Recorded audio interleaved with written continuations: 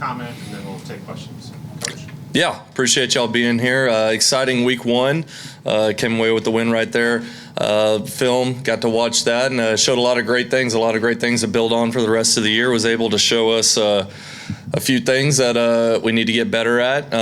But great learns all around. Really proud of the kids, how they competed, how they worked every day last week in practice, and excited to build on it for this week. So with that, I got questions from anybody? Okay, far right, Ryan Avery. Yeah, Ben, I want to ask you about Deion Burks, and Yeah. obviously we saw what he could do on the field the other day. But what has stood out to you about the way that he's handled things, preparation-wise, and getting ready for this season, and coming back from what he went through last year? Yeah, done a great job of being mindful of his body. And there's a saying that nobody knows your body better than you. And so he's done a great job of just being mindful of his body and knowing what he can do on certain days, especially whenever we were trying to get him back to 100%, way back when. But done a great job with the training staff and the sports science staff from that regard to find a way to be consistently ready every single day for the moments in practice that we need him.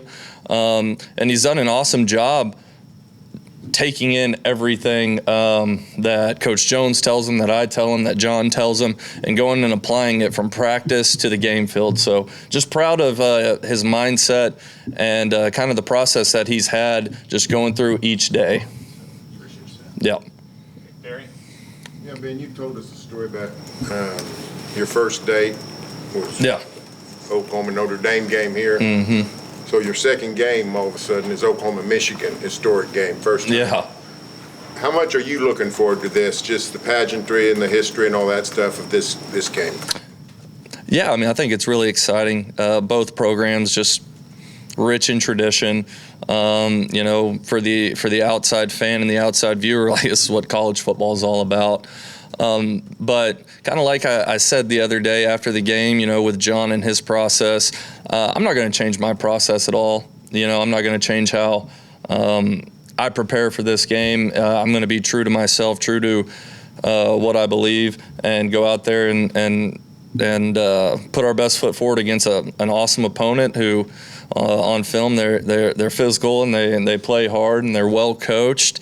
But just put our best foot forward in that regard and stick true to our process and have the boys ready to go on Saturday. Okay, Mason? Yeah, Ben, wanted to ask you about Jake Michael. Just what have you learned about him since he got here in the summer, and how do you feel like he's fit into that O-line group? Jake's a quick learner, and he's easy to get along with, which I've found in my life most offensive linemen are. They're usually pretty easygoing and able to mesh well with anybody. But Jake's a quick learner. He's a hard worker. Until you really get to know him, he doesn't say a lot. He sits back and he processes things really well, reads the room, and just always kind of analyzing things, which makes sense. He plays center too, so that all makes sense. But great kid who really talented football player. And he hadn't been here that long, so just whenever I say quick learner, the stuff that he's been able to learn in such a short period of time, hats off to him. Ben, talking to some offensive linemen last night specifically about how you guys can improve in the run blocking game. Just what did you see from that after reviewing the tape? After reviewing the tape on the run blocking, again, it's I don't think it's all just offensive line. It's not all tight ends. It's not all running backs.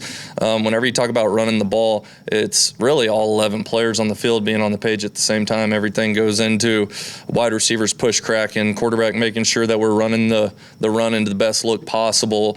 Running backs hitting the hole whenever it's there, hitting the crease when it's there. So, it's not just one specific position group in the run game.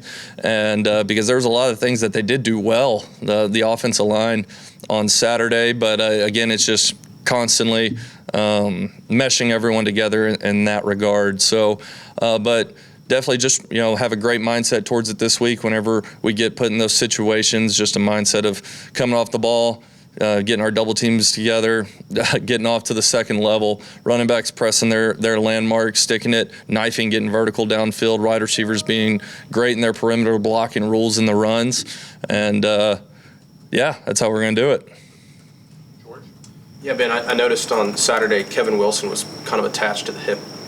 What's his role on game day, and what's that communication like, learning from somebody like Kevin Wilson who's been doing this for a long time? Yeah, Kevin's a great guy. Kevin's a great guy that I love having in the building, and he's been a ball coach for a long time, and he's been a really good ball coach for a long time, and has such a great personality about him, and has such a great way of just throwing a nugget of advice here and there.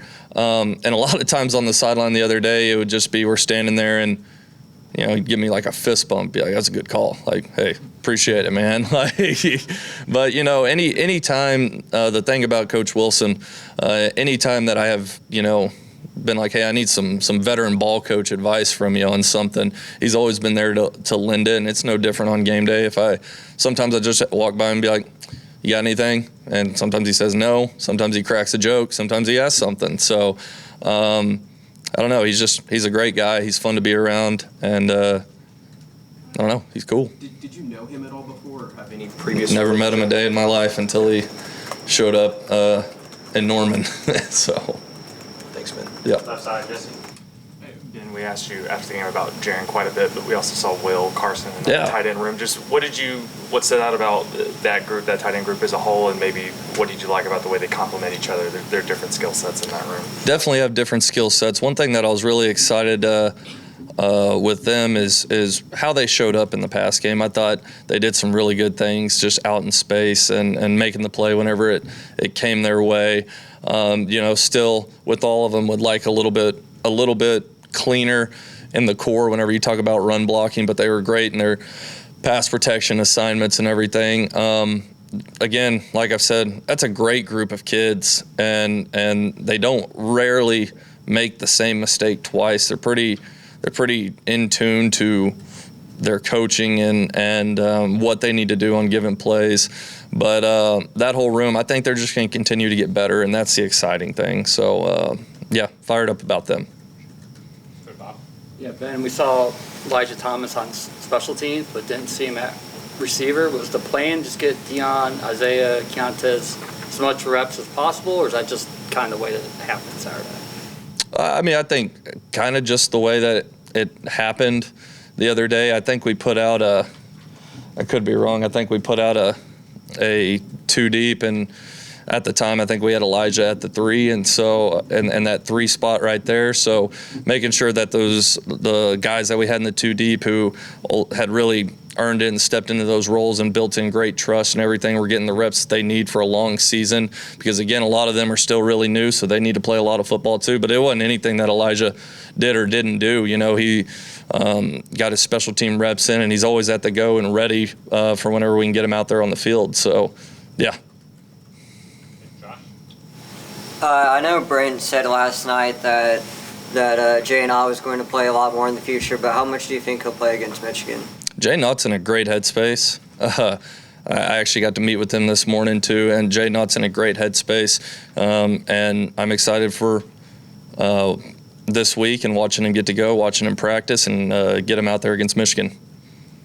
We'll go back to the right side on the far right, second row, Ryan Chapman. As you started to look toward Michigan, let's say it's about that front 7 and the challenges that they're going to pose for you guys.